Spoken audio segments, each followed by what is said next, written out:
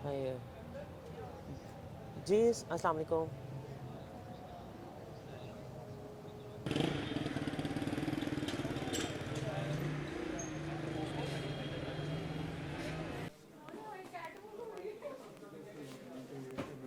इनको रास्ते से पीछे करवाओ इनसे कितने हेलो, अस्सलाम वालेकुम। कैसी हैं आप मैडम? ठीक हैं, तबीयत ठीक है? कैसी हैं आप? जी अल्लाह का शुक्र है। आप कैसे हैं? मैं भी ठीक हूँ। कैसा लग रहा है आपको? आपको क्या बनवाना है? मुझे अपनी बेटी के लिए वेरिफिकेशन सर्टिफिकेट चाहिए। वेरिफिकेशन सर्टिफिकेट बनाना है, अच्छा।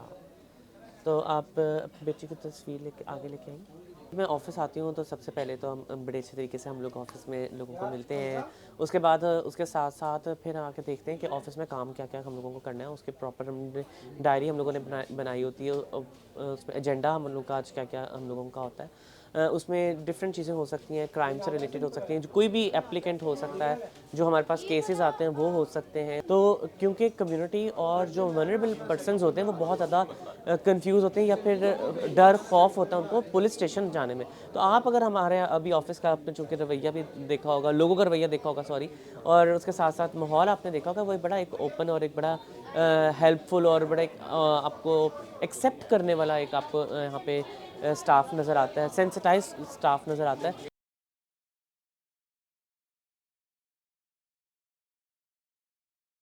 मुझे तो बिल्कुल भी नहीं पता चला। मुझे तो मुआशरे ने बताया कि आप डिफरेंट हैं, और मुआशरे ने कहा कि तुम तो जनाना हो, तुम तो खुसरा हो, और तुम्हारे जो चाल चलन है वो टोटली डिफरेंट है।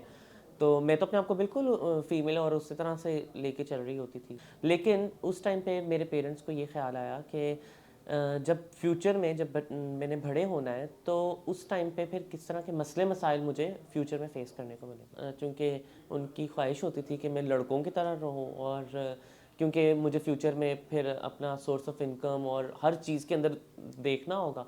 तो वो फिर अक्सर होता था कि आप ऐसे चलो, लाउड बोलो, इस तरह से बात नहीं करते, हाथों को ऐसे नहीं हिलाते, मतलब ये और इस तरह की बड़ी चीज़ें मतलब रहती थी।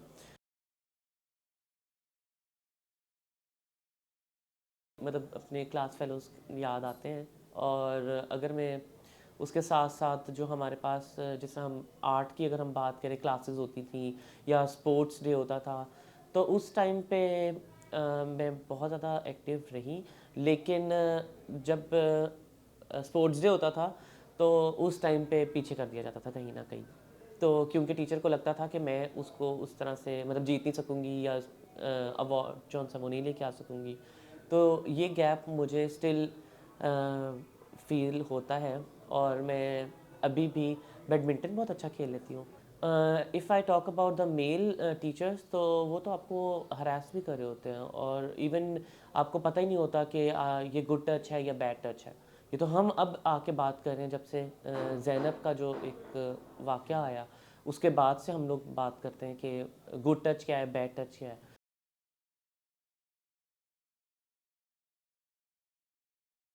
फोकस तो ट्रांसजेंडर कम्युनिटी के राइट्स के ऊपर था, क्योंकि हमारे पास कोई आइडेंटिटी ही नहीं थी। एक अगर हम लोग बात करते हैं हकूक़ की, तो हम लोग टैक्स पे कर रहे हैं, मतलब हम हर चीज़ सेल परचेज और हमारी सारी चीज़ें हो रही हैं, लेकिन हम लोग किसी और जेंडर में रह के हम लोग कर रहे हैं।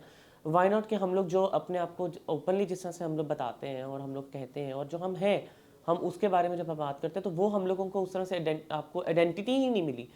तो सबसे पहले तो उसी चीज़ के ऊपर हम बहुत ज़्यादा काम रहा। उसके साथ साथ कम्युनिटी को अवेयर करना और उनको बताना कि भाई हम लोगों का काम सिर्फ और सिर्फ बैगिंग, प्रोसिक्यूशन या फंक्शंस और इस तरह की एक्टिविटीज़ नहीं है। इसके अलावा भी हम लोगों को चीज़ों में इन्वॉल्व होना है और हम लोगों को आगे बढ़ना है। स्टिल अभी भी कितनी यूनिवर्सिटीज़ हैं उन्होंने थर्ड जेंडर का बॉक्स रखा ही नहीं हुआ।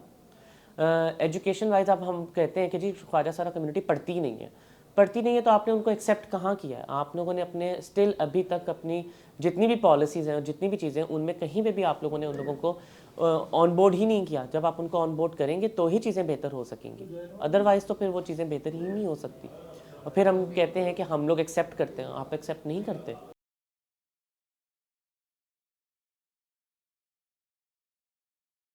सोसाइटी के चेंज की अगर बात करें तो वो थोड़ा मुश्किल तो है, क्योंकि मुआशरा जो सा है वो अभी भी डाइजेस्ट करने के लिए ना वो तैयार नहीं है। और वो तैयारी जो सी है वो अपनी मतलब किसी से भी हो सकती है। हमारे यहाँ तो अभी तो ख़वातीन जो सी हैं वो अपने राइट्स के लिए स्टिल फाइट कर रही हैं। Interaction between the people is very important. आज अगर हम यहाँ पे बैठ के हम बात कर रहे हैं यहाँ पे सिस जेंडर के लोगों से, मेल फीमेल से, तो वो ये इसीलिए है ताकि हम लोग उनके साथ एक जो गैप है वो हम ख़त्म कर सकें, वो जो बैरियर्स हैं वो हम ख़त्म कर सकें। पुलिस का और एक ख्वाजा सरा का एक समझ लें कि जिसे पंजाबी में बोलते हैं ना, इट कुत्ते का वैर, वो था कि अगर इनकी गाड़ी भी गुजर जाती थी तो एक ख्वाजा सरा डर जाता था। ठीक है, तो काफ़ी मुश्किलात का सामना करना पड़ा हमें जब मैं न्यू आई, और उसके बाद अल्हम्दुलिल्लाह शुक्र अल्लाह पाक का, अब जो हम लोगों ने अपनी कम्युनिटी को उसके बाद सेंसिटाइज़ किया, उनको अवेयरनेस दी कि पंजाब पुलिस आपकी दोस्त है। डिपार्टमेंट से लोग कई दफ़ा अपने बच्चे जब वो लेके आ रहे होते हैं या फिर और भी जो हमारे पास यहाँ पे लोग आते हैं, तो वो बड़े अच्छे तरीके से बात भी कर रहे होते हैं और वो खुश होते हैं। वो कहते हैं कि हम लोगों को बहुत अच्छा लगा कि ये एक अलग से हमें अब नज़र आया, जो हम लोग पहले बाद में सड़कों पे देख रहे होते थे कि ये इस तरह से, और अब हाँ आप लोग हमें बैठ के यहाँ पे फैसिलिटेट कर रहे हैं और इतने अच्छे तरीके से। ख़वातीन जो सी हैं वो कहीं ना कहीं मर्द हजरात के साथ अगर वो कंफर्टेबल नहीं होती तो वो भी हमसे बात करती हैं। क्योंकि मैं जिस स्टेप से मैं आ चुकी हूँ, मुझे पता है कि उस अज़ियत में जो मेरी आने वाली जूनियर्स होंगी उनको कितनी अज़ियत मिलेगी इसमें, और मैं उनके लिए एक मैसेज छोड़ना चाहूँगी, और वो मेरा मैसेज ये होगा कि सबसे पहले हमारा जो तशद्दुद का निशाना जहाँ से हम बनती वो हमारा घर होता है। ठीक है, तो प्लीज़ खुदा के लिए अपना घर ना छोड़ो। जैसे दूसरे बहन भाइयों के लिए माँ बाप हैं, घर हैं, माँ है, बाप है, वैसे हमारा भी उतना हक है उन पे। तो लड़ें झगड़ें जो मर्ज़ी करें, मगर वो अपने घर पे रहें। आपकी खबर, आपकी आवाज़, voicepk.net।